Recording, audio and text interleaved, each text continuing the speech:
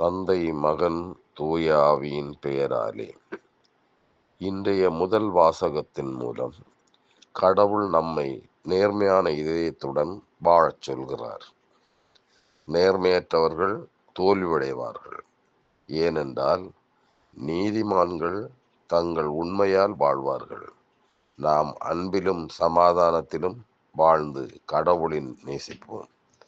இன்றைய 2ஆம் வாசகத்தில் புனித பவுல் தெய்வீக ஒளியை நம்மில் பிரகாசிக்கச் செய்ய வேண்டும் என்றும், நாம் சக்தி, அன்பு மற்றும் சுய கட்டுப்பாடு ஆகியவற்றில் ஆவியை பெற்றுள்ளோம் என்றும் அவர் கூறுகிறார்.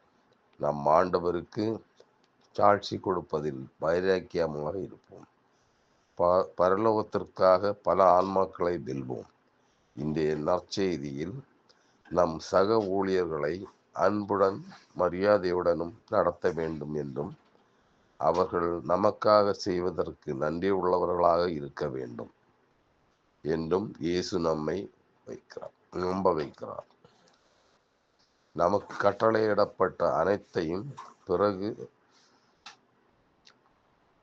தங்கள் கடமையை மட்டும் நிறைவேற்றி பயனற்ற ஊழியர்களாக நாம் நம்மை நினைக்க வேண்டும்.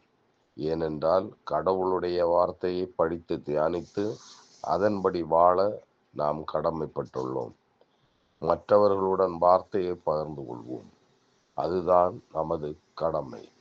கடவுளை பிரியப்படுத்தும் விஷயங்களில் நாம் மும்முரமாக இருப்போம். எல்லாவற்றையும் பார்க்கும் கடவுள் சரியான நேரத்தில் நமக்கு வெகுமதி அளிப்பார்.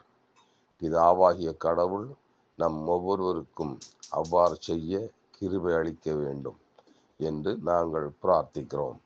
எல்லாம் வல்ல தெய்வம் நம் ஒவ்வொருவரையும் ஆசீர்வதிக்கட்டும்.